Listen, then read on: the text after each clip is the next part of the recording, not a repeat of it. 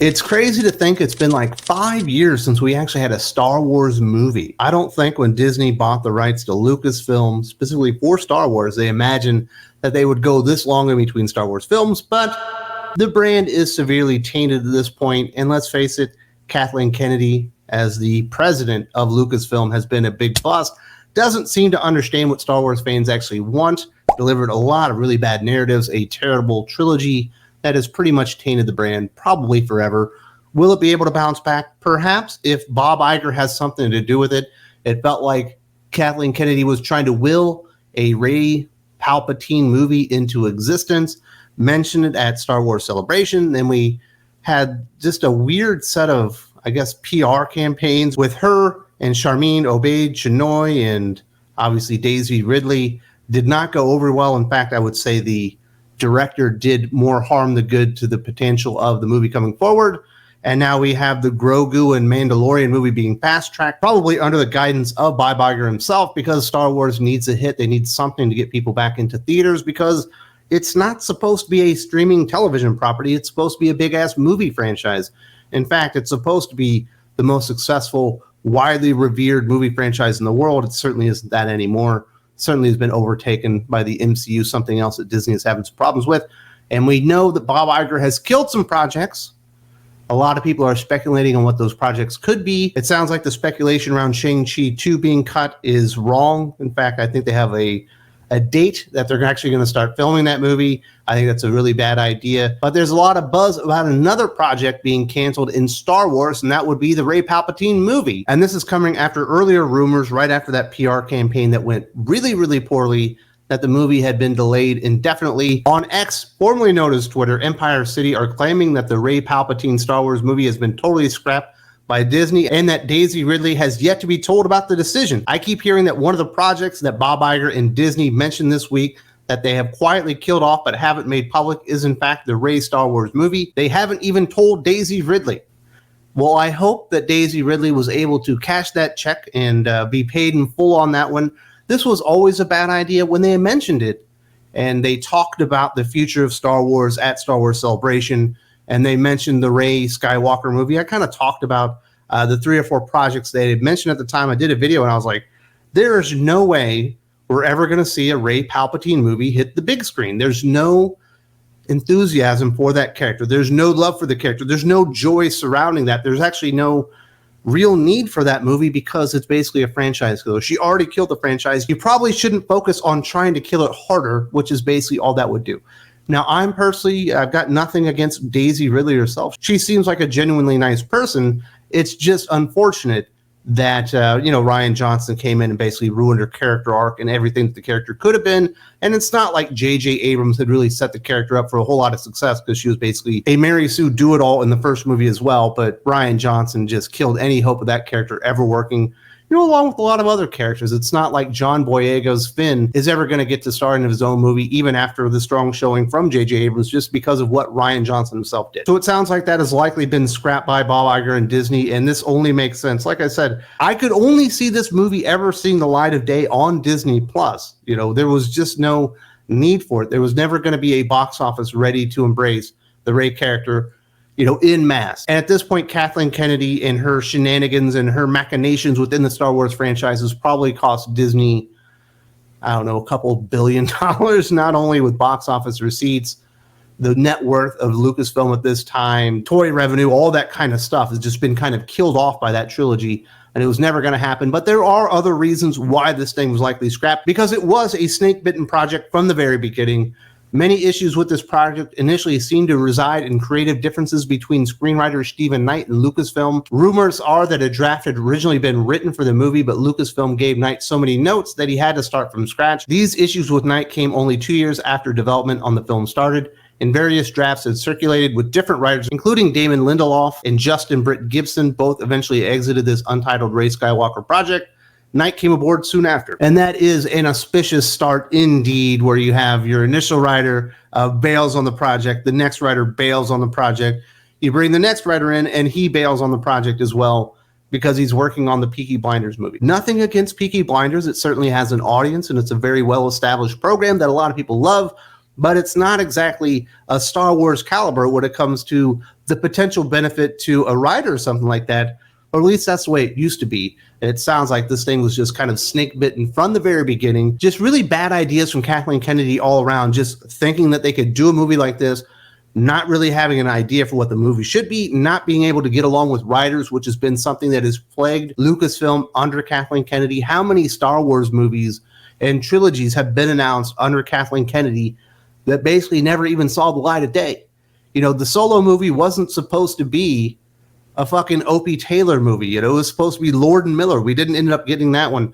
We were supposed to have the Benioff and whatever his name from Game of Thrones. They were going to do a trilogy. Those guys are off. We were supposed to have, I think, a Kevin Feige movie. That never happened. We were probably supposed to have a Quentin Tarantino Star Wars movie. That never happened. You know, we know Rebel Moon was pitched as a Star Wars movie from Zack Snyder, and that never happened. And there's been so many projects at this point that basically have never seen the light of day. It's not surprising that another creative voice had a lot of problems, a lot of issues working within the confines of Lucasfilm under Kathleen Kennedy and her disastrous leadership.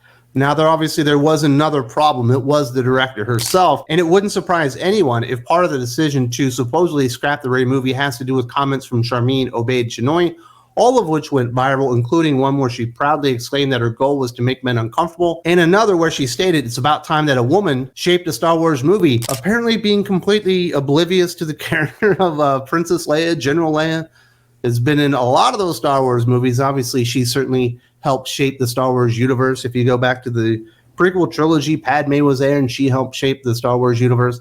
Been a lot of really awesome female characters, really strong female characters, not only in the movies, but obviously in the novels and the video games and comic books and all that kind of stuff. There are a ton of amazing, strong female characters that obviously Sharmeen Obaid-Chinoy knows nothing about because she's not a Star Wars fan. She's likely maybe seen a couple of the movies, and that's about it. Probably saw that there was some controversy around Star Wars and the Force is female and all that kind of stuff, and thought that this was a way to kind of make her name or whatever. But this director never should have been hired to make a movie like Star Wars to begin with. She's only done documentaries about the suffering of women, and hey, if that is your mission in life and that is your goal, and you need to go out there and spotlight the inequities out there and the poor treatment of women worldwide, I say more power to you. That is a worthwhile goal, and that is a worthwhile mission.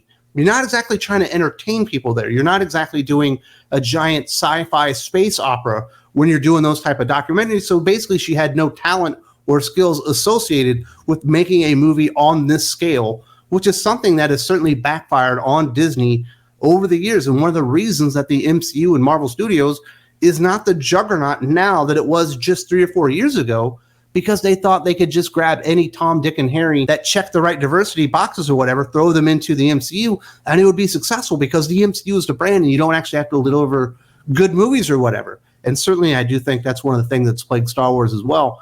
So the idea of just bringing somebody in that had no talent for what you were doing was preposterous on the surface of it. And I imagine Kathleen Kennedy expected those viral comments and those viral conversations around Star Wars and Sharmeen Obaid-Chinoy to be circulating, because that's probably why she hired her in the first place. And you do feel bad for a Daisy Ridley kind of when you see this stuff happening, because this could have been a big break for her. Maybe this was the time that they could have maybe, you know, redeemed the Rey character, not as far as the character on screen, but in the hearts and minds of actual Star Wars fans, because I don't think people are predisposed to hating Daisy Ridley, but this lady just went out there and just bombed her opportunity, and she's always going to be associated with Rey Skywalker, Rey Palpatine, Rey Mary Sue, whatever the hell you want to call her. And, you know, it sucks that her career hasn't taken off probably the way it should have, but she was saddled with some very poor creative decisions and a terrible character arc in there. Now, there are some people that just will not give up on this character, and there was a really funny article, I think it's from Giant Freaking Robot, where they were talking about this thing at the end, but they had to, like, give you this, like, bonus paragraph telling you how amazing the Rey character was. And it's so laughable. It doesn't really have anything to do with Disney canceling this, but the lunacy out there, the ideas that people have in their heads on how important the character of Rey is are so funny that we do need to mock and have a good chuckle at this one. They said, after entering the universe in J.J. Abrams' 2015 feature, The Force Awakens, Daisy Ridley became just as synonymous with the Star Wars franchise as other longtime faces like Mark Hamill, Hayden Christensen, and Carrie Fisher. Along with other stars, including Oscar Isaac, John Boyega, and Adam Driver, Ridley pushed the sequel trilogy into uncharted territory. They didn't even mention Harrison fucking Ford, man, the biggest star in Star Wars history. Are you kidding me? Not box office wise. Obviously, that belongs to Samuel L. Jackson because he was in the Star Wars franchise, the MCU, and I don't know, just like 150 other movies where he's made a whole lot of money. Somehow he's become the biggest box office star in history just by box office movies that he's, participated in. But fucking Han Solo and Harrison Ford, you leave that guy off of there. But you're talking about Oscar Isaac and John Boyega and Adam Driver, 3 characters that never move the needle, along with Daisy Ridley. And they pushed the sequel trilogy into uncharted territory. Yeah, they'd never had a trilogy that actually turned off the entire Star Wars fan base at the same time. And the prequel trilogy isn't very good. The Phantom Menace is not a good movie. The Attack of the Clones is a worse movie. Revenge of the Sith is a better movie, and then you get to the sequel trilogy and they're all terrible. Up until that point, nobody had made everyone hate Star Wars at the exact same time. That had loved Star Wars their entire life. So certainly they did go into uncharted territory, but I would call it infamy. There's no way that you could consider Daisy Ridley and Rey Palpatine as synonymous with Star Wars as fucking Mark Hamill or Carrie Fisher or Chewbacca or hell, even Lando fucking Calrissian. You know what I mean? Nobody thinks about Rey Palpatine when they think about Star Wars unless they want to think about failure. You want to think about Star Wars and what was great about it, you think about Mark Hamill. You think about George Lucas. You think about John Williams and all these amazing people that were associated with this, with that original trilogy and just the entire franchise, and Lawrence Kasdan and all these amazing things that happen all at the same time. And it's really like almost mind-boggling that Disney and Lucasfilm under Kathleen Kennedy and obviously Bob Iger and a little bit of Bob Chapek in there, that they could really drop the ball to this degree when you had like a bulletproof franchise. But they've certainly proven, Disney has certainly proven that they're able to take something that is so universally loved and widely accepted and just, lifted up, and the entire fandom in unison loves it, and just make it not good real fast. They did it with Pixar.